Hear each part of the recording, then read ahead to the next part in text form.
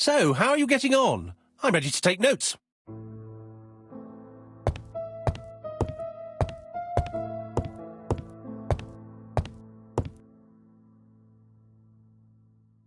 Now, down to work.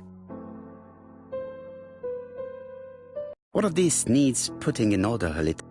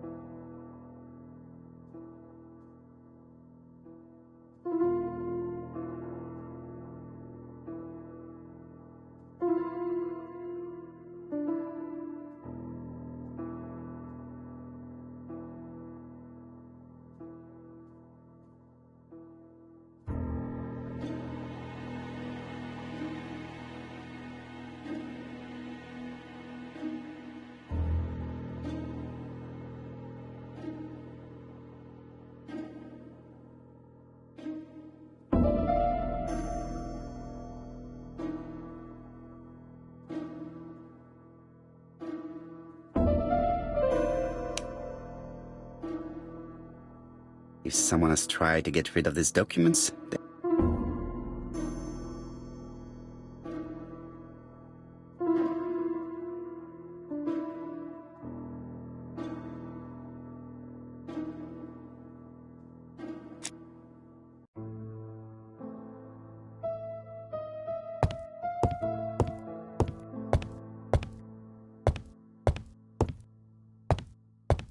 So, how are you getting on? I'm ready to take notes.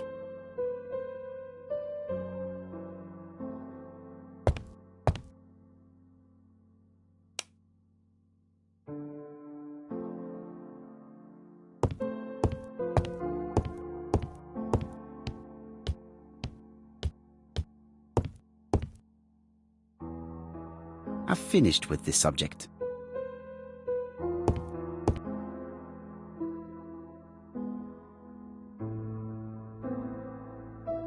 Daily Blague, August 31, 1935.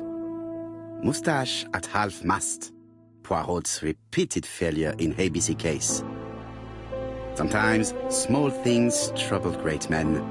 Hastings, faithful collaborator of the Belgian detective, knows something about it. 3 mornings in a row, he confided to us, the cook broke the egg yolks when preparing Poirot's breakfast. This apparently casual event has greatly disturbed my friend, to the point it breaks his concentration and slows his judgment. I also noticed his moustache, of which he is so proud, being duller than usual. Poirot, I assure you I haven't said any such thing to the journalists. They twist everything.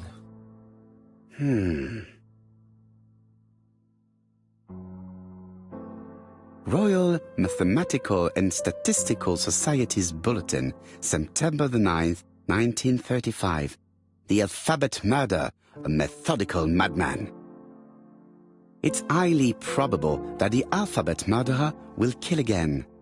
Could we possibly estimate the number of victims in his next crime? Yes, and it is easy. As soon as we know the ratio of towns, cities and villages whose names begin with a D and the ratio of English people whose names are spelled the same. On the one hand, the ratio of towns, cities and villages in England with a name starting with D, and on the other hand, the ratio of English people with a name also starting with D. After this initial calculation, it is easy to deduce the likelihood of actually being murdered if you belong to the target population. Go to the last page to find our results and details on the calculations.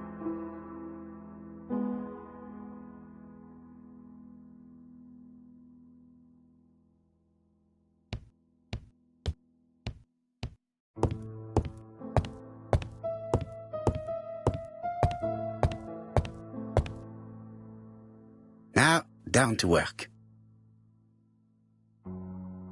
All of this needs putting in order a little.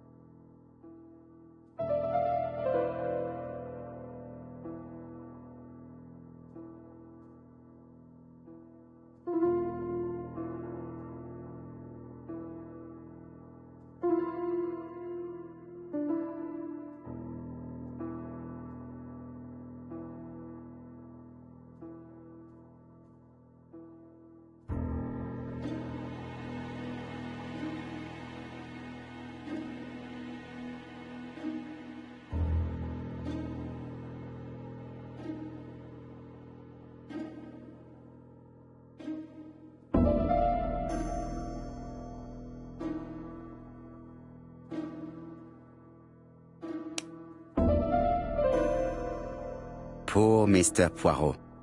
I'm quite sorry for you. If at first you don't succeed, try again. We've a long way to go still. Typery? No, that comes later. Letter T. The next little incident will take place in Doncaster on September 11th. So long, ABC.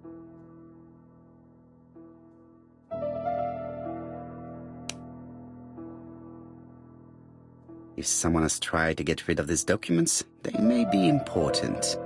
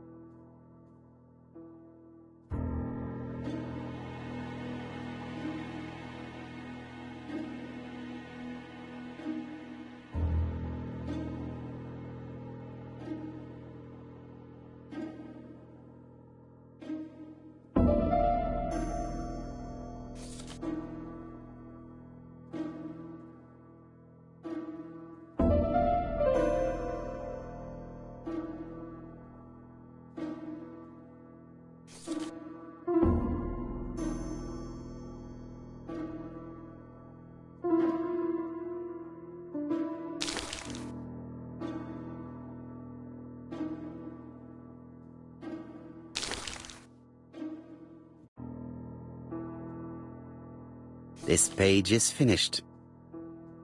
That's done. 3 more to go.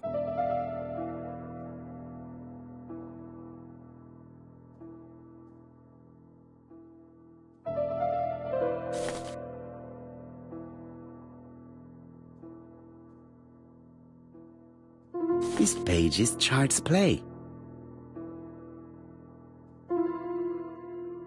It's so simple.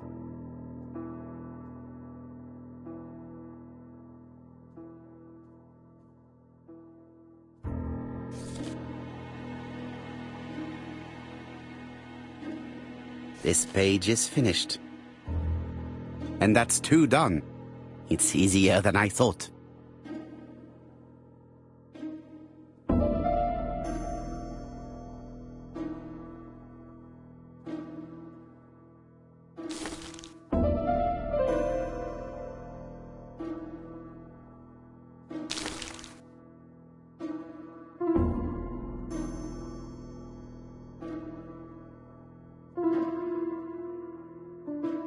This piece should be placed here.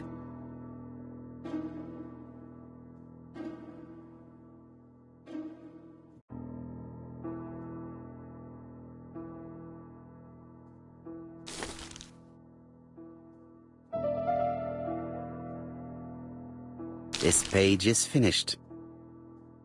Only 1 more. Keep going.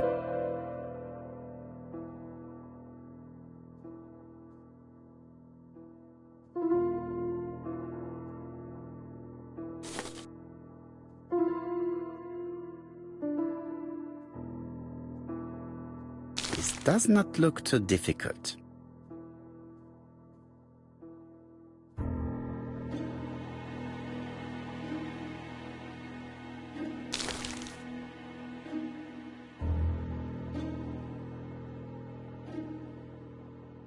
This page is child's play.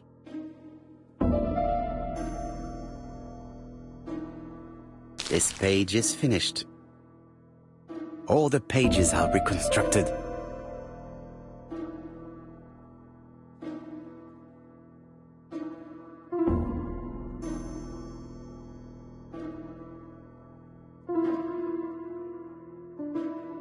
A bottle of solvent.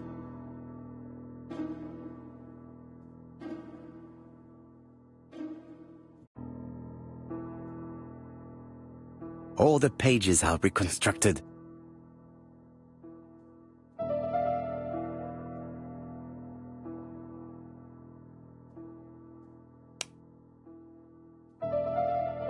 Poor Mr. Poirot.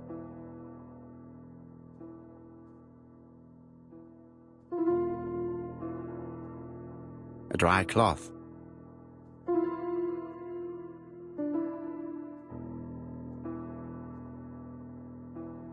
A bottle of solvent.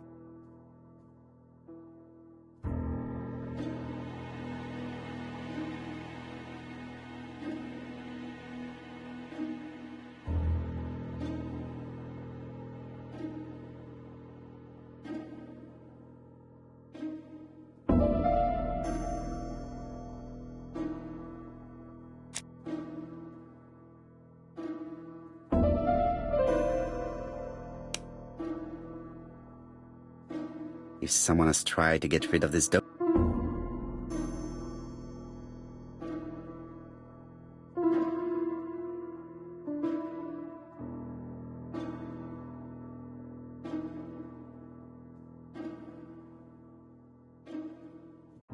A bottle of solvent.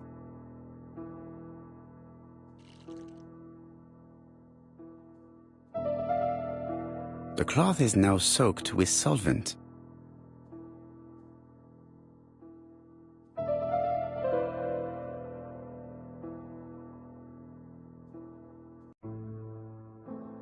Got it! Make a note, Hastings, make a note. Mrs. Alice Asher, shop owner in Andover. Tracheitis, hemoptysis, prescribed laudanum. I got it. Look. Poirot, where on earth did you find these files? On a fire at the bottom of the garden at campsite. All right, but where did the person who burned them find them?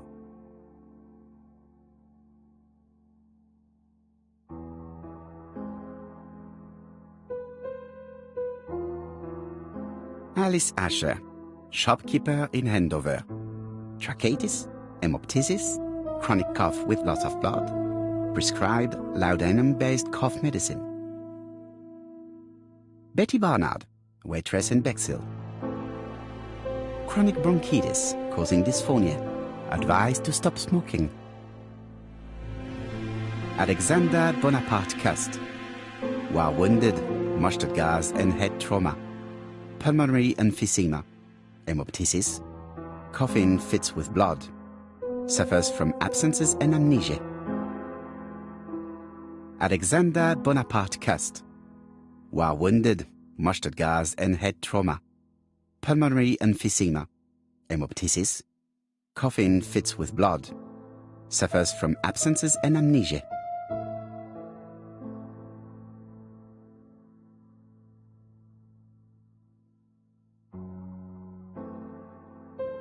Dick Dudley Dunbar, owner of the Black Swan Hotel in Doncaster. Asthmatic, heart disease, heart condition. Let us now try and get our brain cells to work.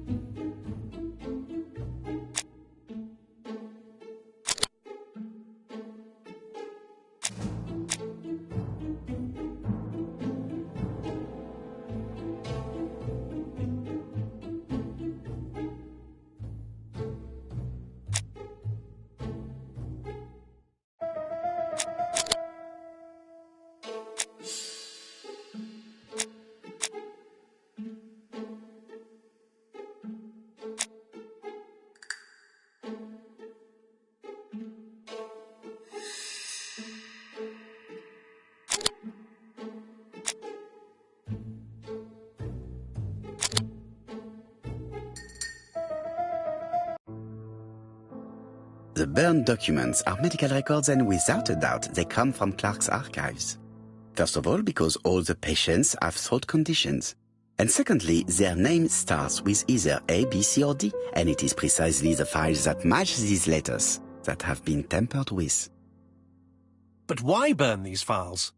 How come the names of the two victims appear on them? And who are the two other patients? These are very good questions.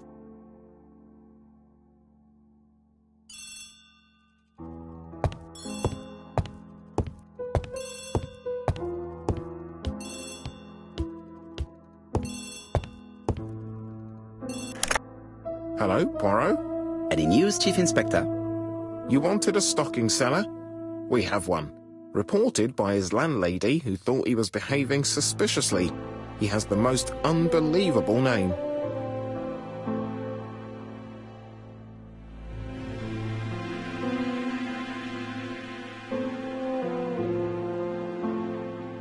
Alexander Bonaparte Cust. Yes, Alexander Bonaparte Cust? How did you guess? Poirot, you have magical powers. It's a serious lead. I called Doncaster. A person matching Cust's description has been seen at the station. He got off the train from London, but after that, nobody knows where he went.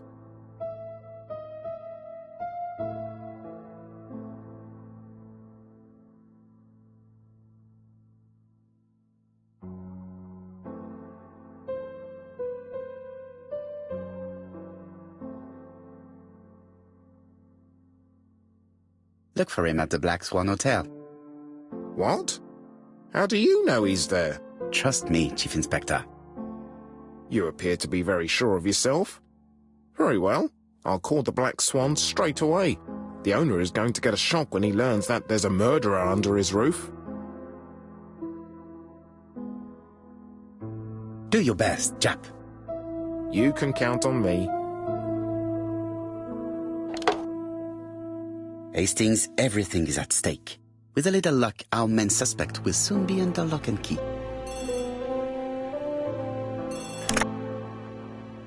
So, has Cust been arrested? Yes, the Doncaster police are sending him by train. That is good news. But why so gloomy, Chief Inspector? Well, when I told the hotel owner that he was sheltering a murderer, he collapsed. He's dead? No, fortunately, but it has taken its toll on him. It has to be said that with his name starting with the letter D, he had every reason to fear Cust. I bet he was going to be the next victim.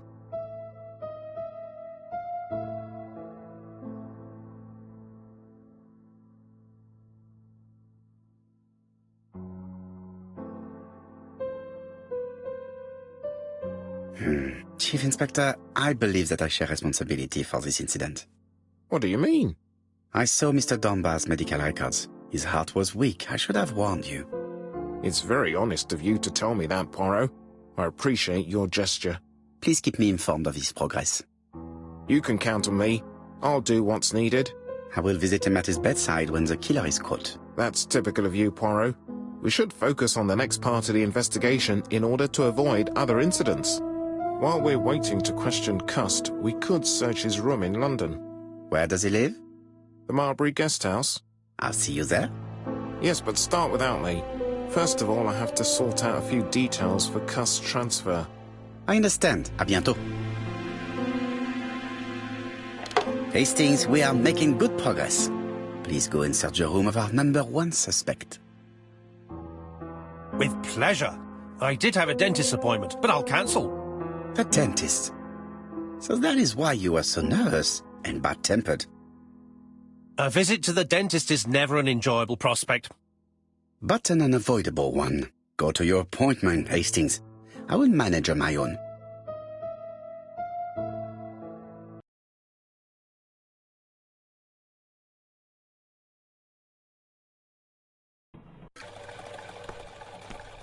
To Marbury Guest House, please.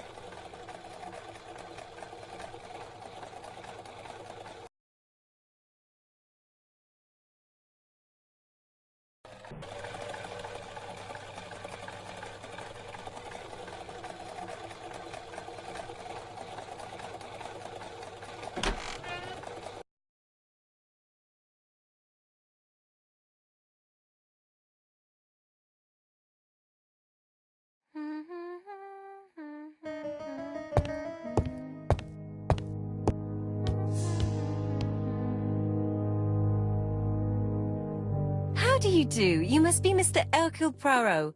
Chief Inspector Jupp told me that you might be coming.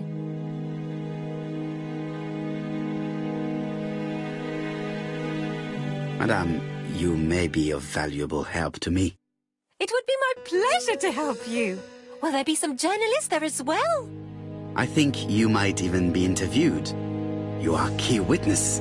I've suspected him for some time, but he appeared so harmless. Oh yes, sometimes he got angry and waved his arms about. But even then, he wasn't frightening. And he was as gentle as a lamb again immediately afterwards.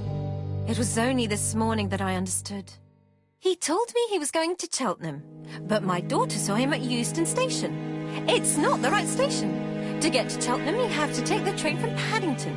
And what's more, Mr. Cuss left behind an ABC with Doncaster underlined. As you can imagine, when I saw that, I called Scotland Yard. Well done. You were right. He did go to Doncaster.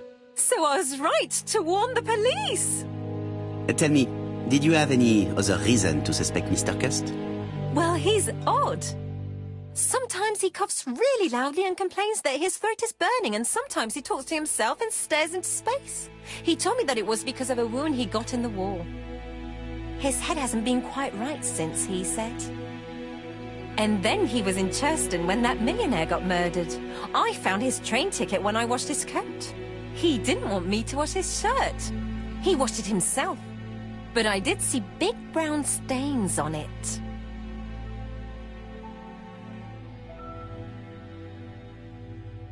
Where were the stains on the shirt? On the collar and on the buttonholes. Cut used to travel for his work. Is that correct? Oh, it wasn't for pleasure. He was always unwell on trains. But he had to sell his stockings around England. I have to respect my engagements, he used to say. Do you know where Cust was at the time of the murder in Andover and Bexhill? On June the 21st and July the 25th?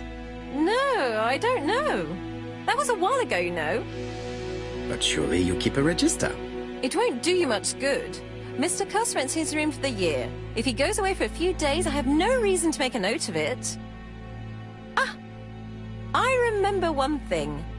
Bexhill's by the sea, right? Indeed. It is a large seaside resort. Well, as it happens, at the start of July, Mr. Cust asked me to repair his bathing dress. Suspicious, huh? Very interesting. Please continue. I also forgot to say that he started buying newspapers that talked about the case.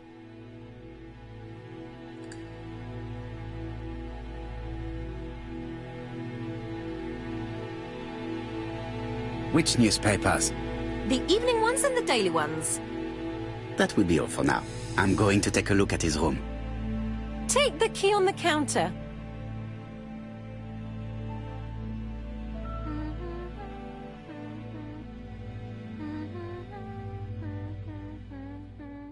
This woman appears to be in a good mood.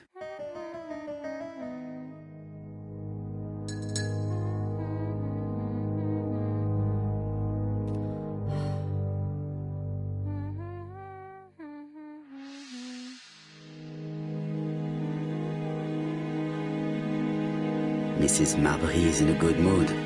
She's working very precisely in producing incredibly thin peel.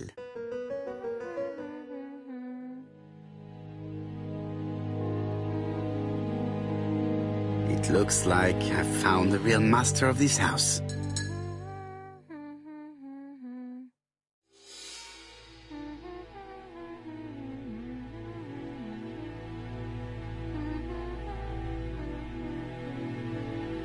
There is no need to worry about the household cat. I'm sure that Mrs. Marbury lets it do what it pleases.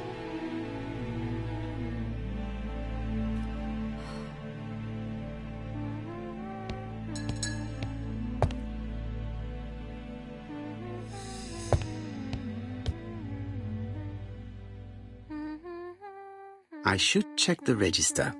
Mrs. Marbury may have been hiding something from me. I don't think my register will help you.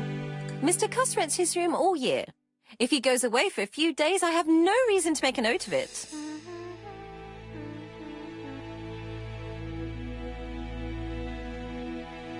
The truth is becoming apparent, and I have something to say to Mrs. Marbury.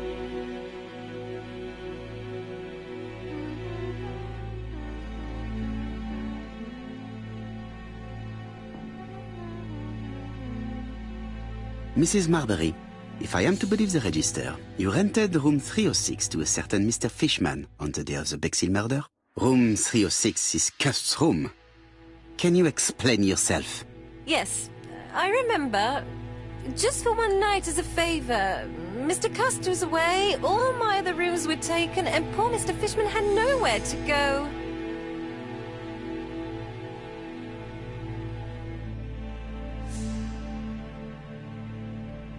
You rented the same room to two people. Very profitable, but quite illegal. But I didn't harm anyone. I was only helping everybody out.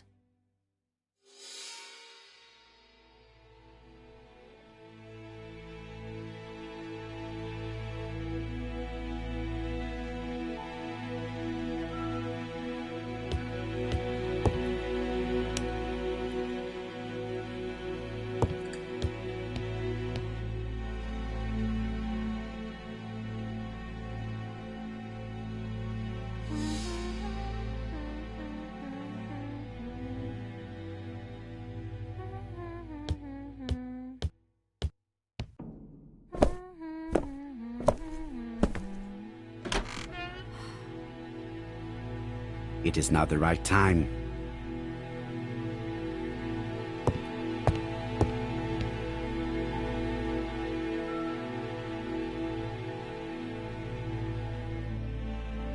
John Milligan, Managing Director, Silky Legs, Frederick Street, Leicester. To A.B. Cust, Marbury's Guest House, 1935, May the 21st. Dear Sir, further to our letters dated 5th and 10th of the month, we confirm we are you as door-to-door salesman, according to the conditions stated in our previous letters. We will send you the articles by mail and also a Redfield typewriter you will be using for every business letter. Regarding the schedule of your rounds, please do as following. June 21, Andover. Arrive by train the 20th in the evening and get a room at Station Hotel. Start your turn in the north part of the town. This letter establishes that Cust went to Andover, but the ink has hidden the destinations of his other trips. I know from Mrs. Marbury that he went to Churchton. I just have to show that he went to Bexhill, and I will have proved that he was present at all the crime scenes.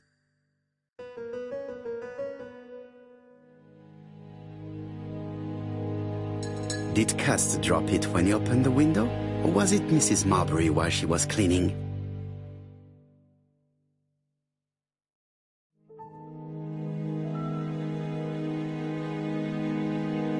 A long-bladed knife, a murderer's weapon. This object will probably be useful to me.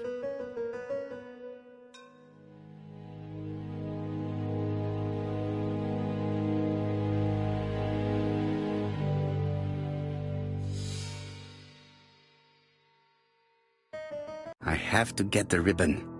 How am I going to do it?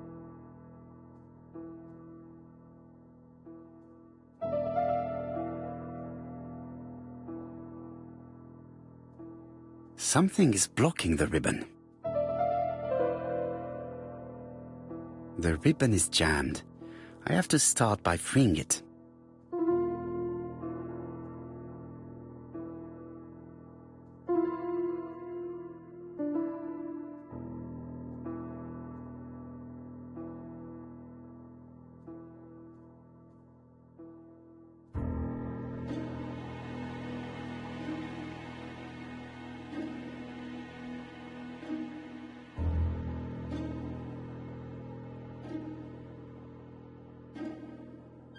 The right-hand heel has been removed.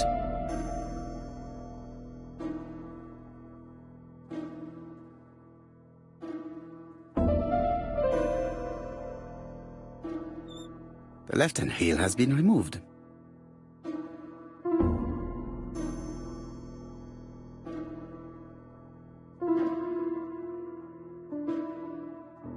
Something is blocking the ribbon. Something is blocking the ribbon.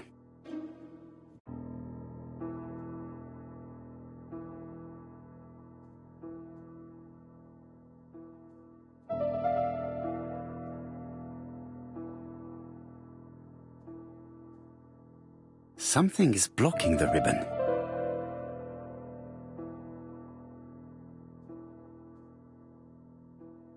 Something is blocking the ribbon.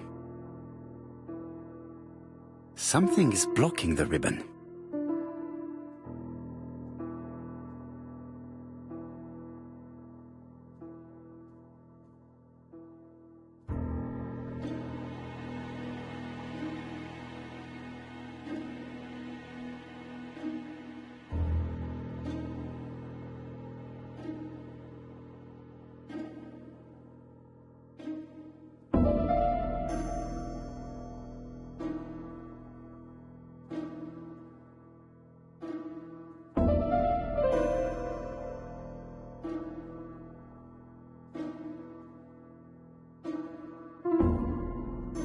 Something is blocking the ribbon.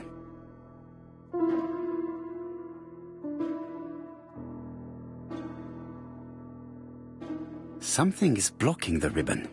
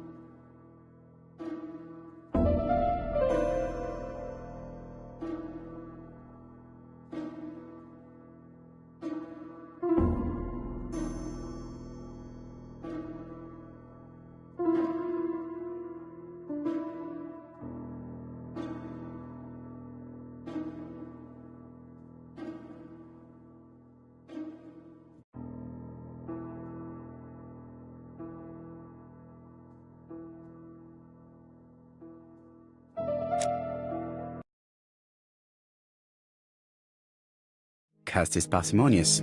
He keeps his pencils and sharpens them until there is nothing left. It is clear that he did not grow up in luxury. It's an ABC.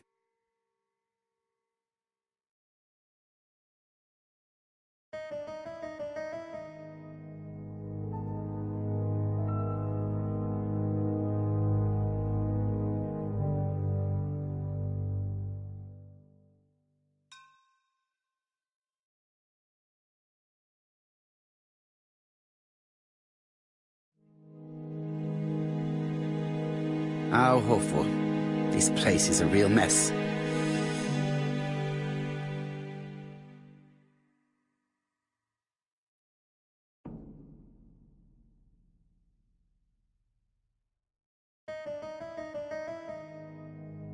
The least we can say that Mr. Cust is not very concerned about order and balance.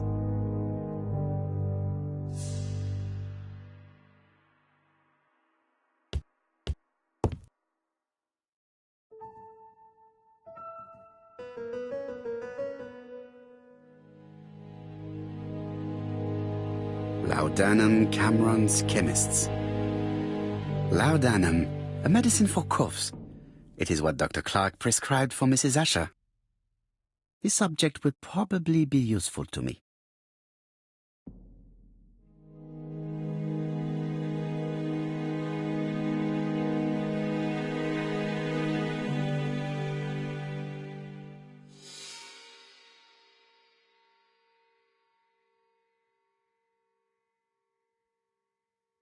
Diethyl barbituric acid, Johnson Company. I know this medicine. It is a powerful sedative. This subject will probably be useful to me.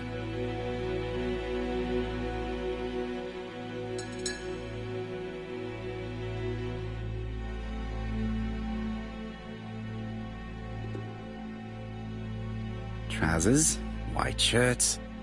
Everything has been washed very well. Most probably the bathing dress repaired by Mrs. Marbury's expert hands. All the main articles referring to the ABC case are here, from the Churston murder onwards.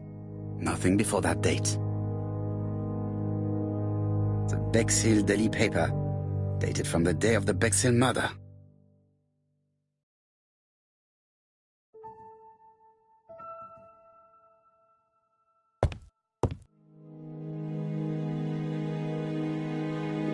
ABC guys, enough to sign about a dozen murders. It's closed.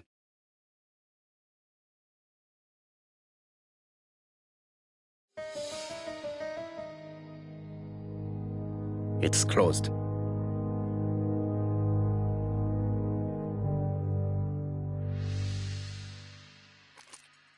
This knife is very useful. Who knows? Maybe it never cut anything other than string. Stockings.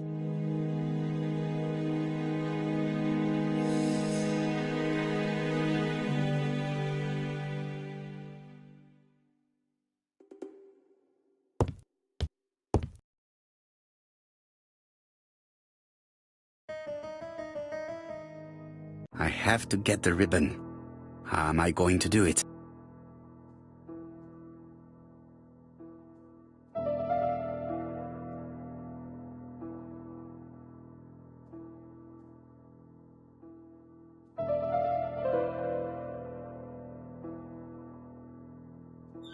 The left-hand heel has been removed.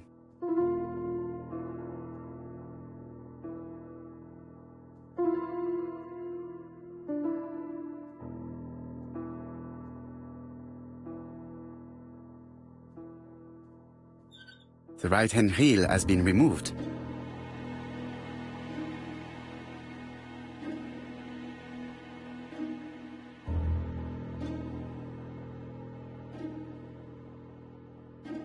Something is blocking the ribbon.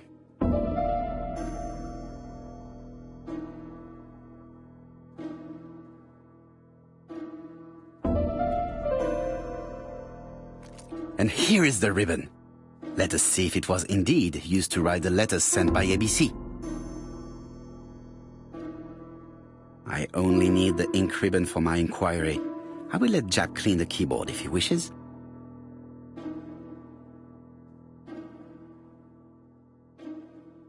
All the letters announcing the murders were written on Cust's typewriter.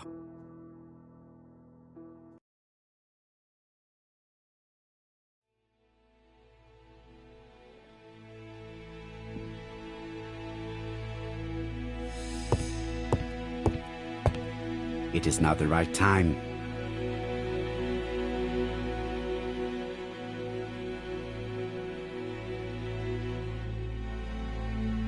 The least we can say that Mr. Cust is not very concerned about order and balance.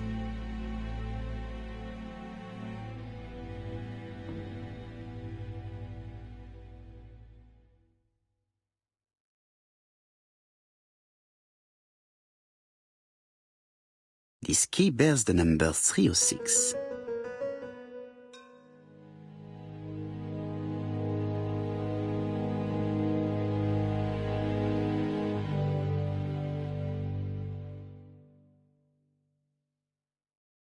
Laudanum, a medicine for coughs.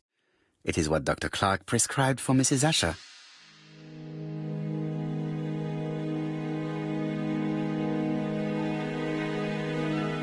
I know this medicine. It is a powerful sedative.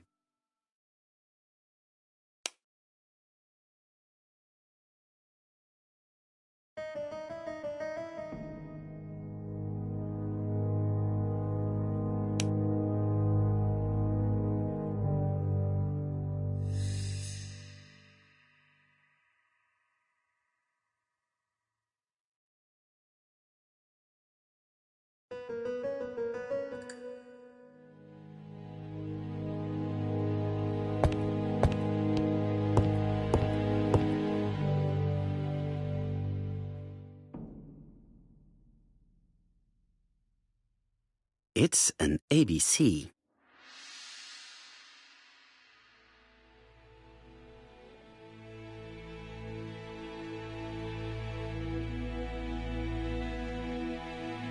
War of 1914-1918. By the King's order, the name of Corporal A.B. Cust, Devonshire Regiment, was published on the London Gazette on May the 10th, 1918, as mentioned in a dispatch for gallant and distinguished service.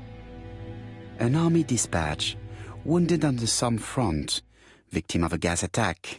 Corporal Cust greatly deserves his distinction.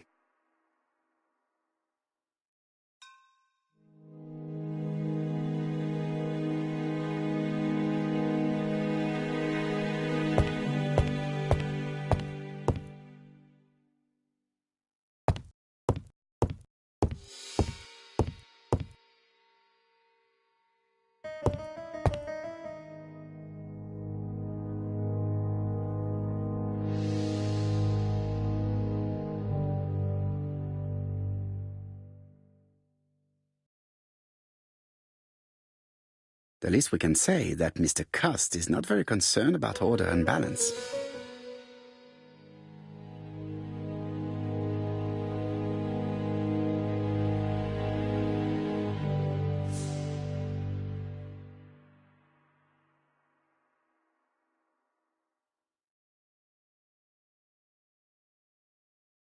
It is now the right time.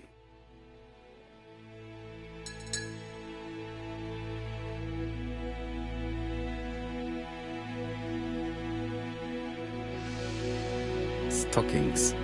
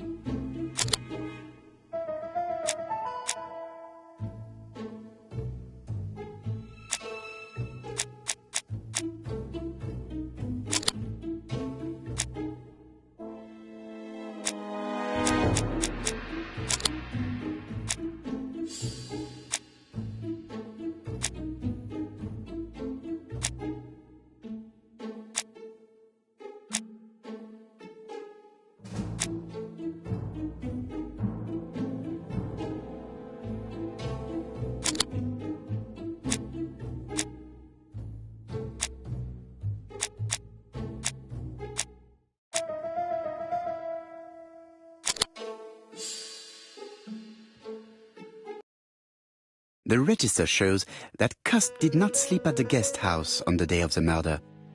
Where was he? Bexhill. The Bexhill paper reveals it. Cust bought this newspaper in Bexhill on July the 25th.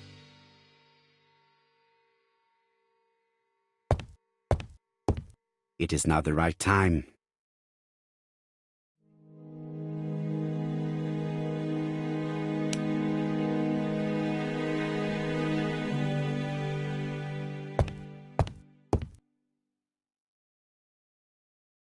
All the main articles referring to the ABC case are here, from the Churston murder onwards. Nothing before that date. The Bexhill Daily paper, dated from the day of the Bexhill murder.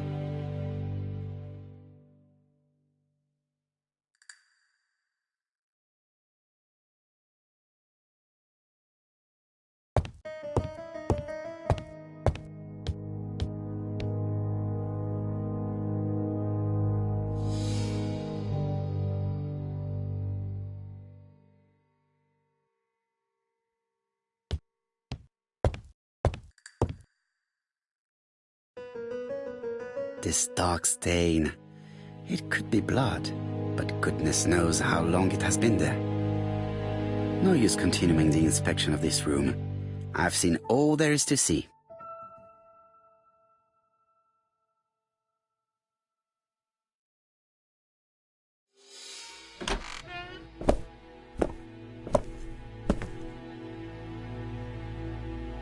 Goodbye, Mrs. Marbury.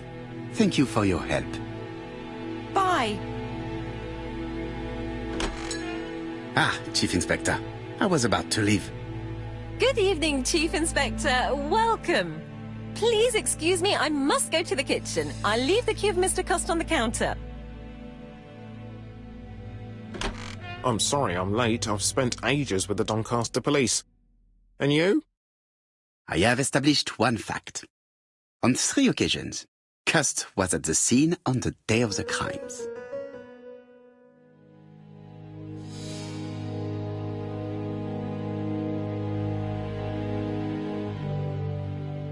I've listened closely to what you have to say, Poirot. For me, there's no doubt Cust is guilty. Do you have any element that might prove the contrary? That is what we're going to look for.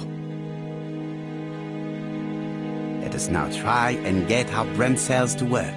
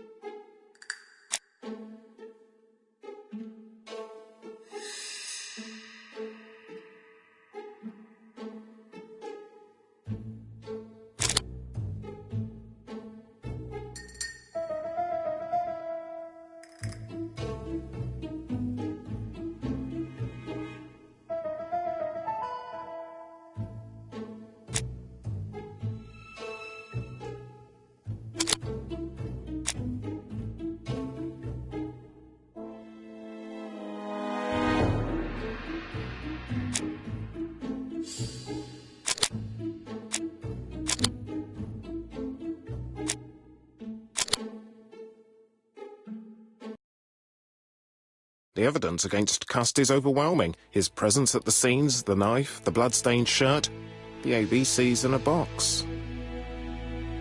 C'est vrai.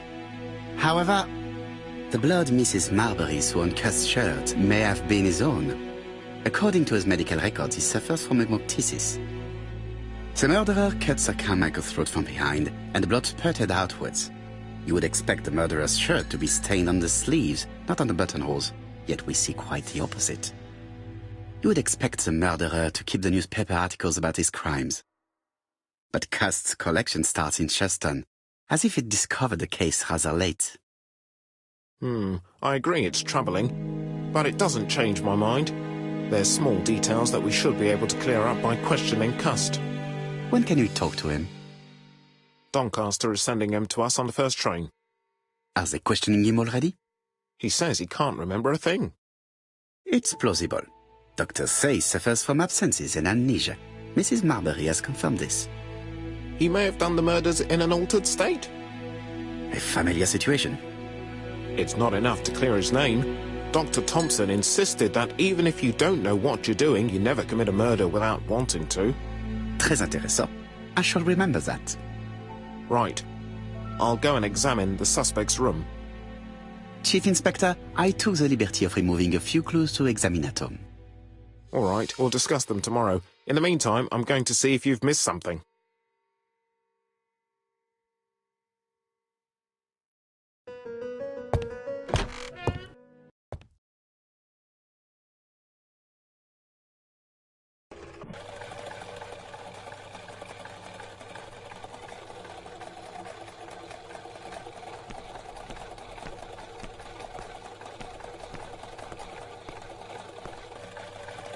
To Scotland Yard, please.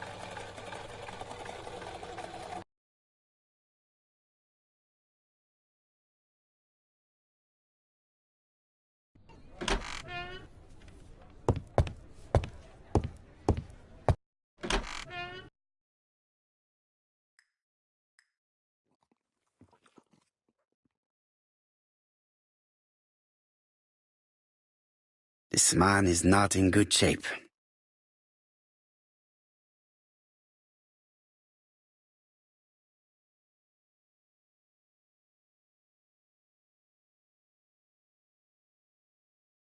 He is worried and very tired, and other police have been hard on him.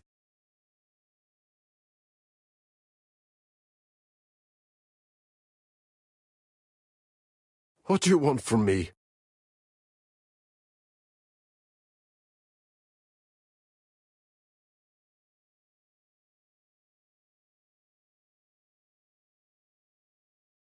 Good day, ABC. Do you know who I am? Someone who's got it in for me. I am Hercule Poirot, and I want nothing other than the truth.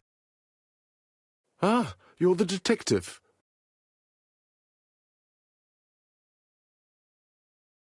Why did you send me a letter before each crime? Why all these questions? When are you going to stop pestering me?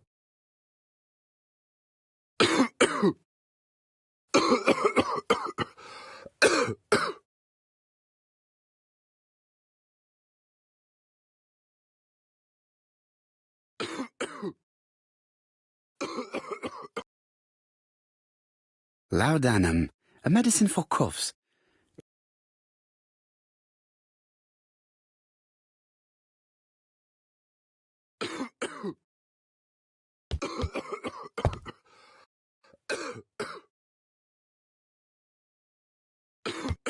He is in no state to reply.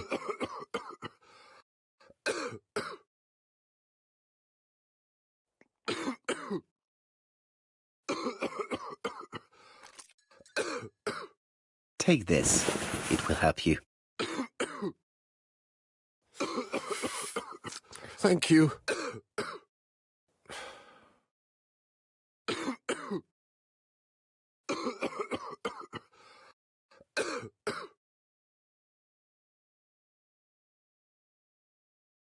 Oh, good God, my shirt is covered in blood again. Bon. I now know where the bloodstains Mrs. Marbury saw came from. Are you well enough to speak? Yes, I feel much better.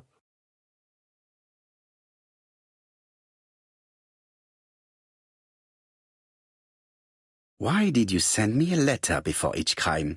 Why all these questions? When are you going to stop pestering me?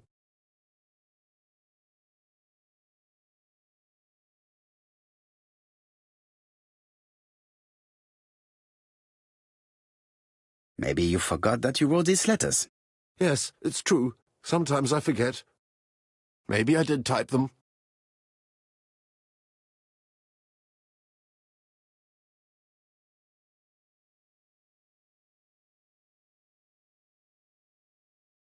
You are capable of murder, Mr. Cust. It's true. During the war.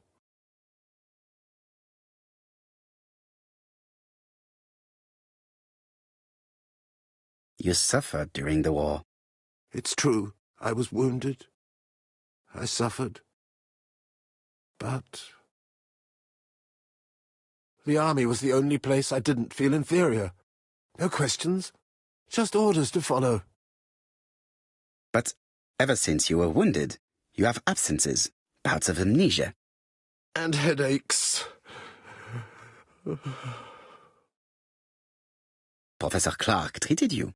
Yes, a few years ago he really helped me with my burned throat.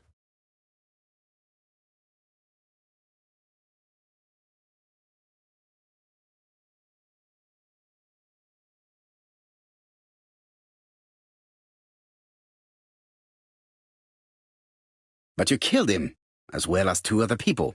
That's what they all say.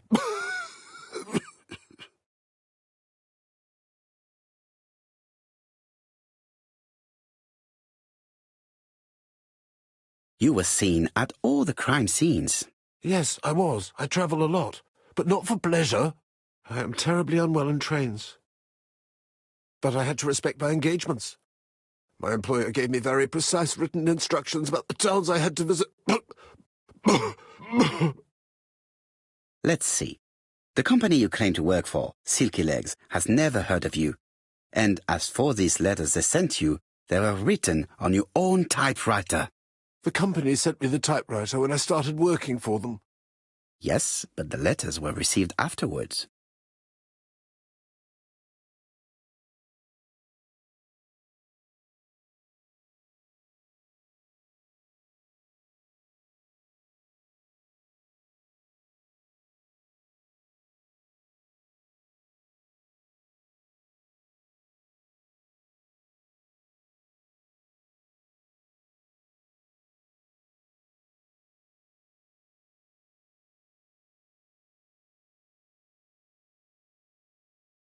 It proves that you wrote them. I may have. Good God! I don't know what's happening to me. My head hurts terribly.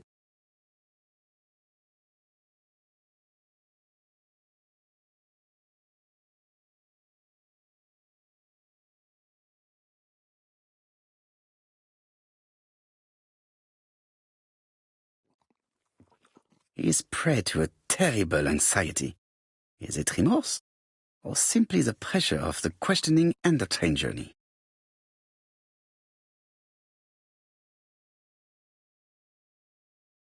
I know this medicine.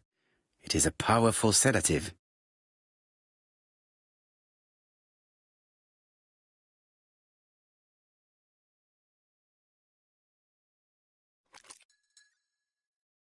Take this. It will help you.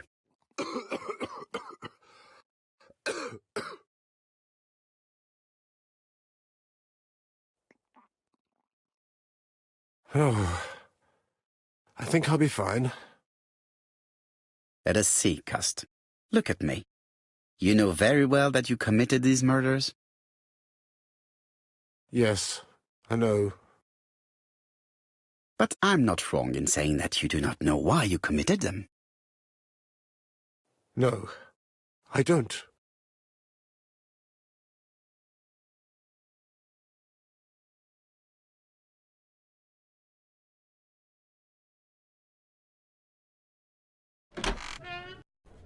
And what conclusions have you drawn? Plenty. It might help us to understand him a little better. Let us now try and get our brain cells to work.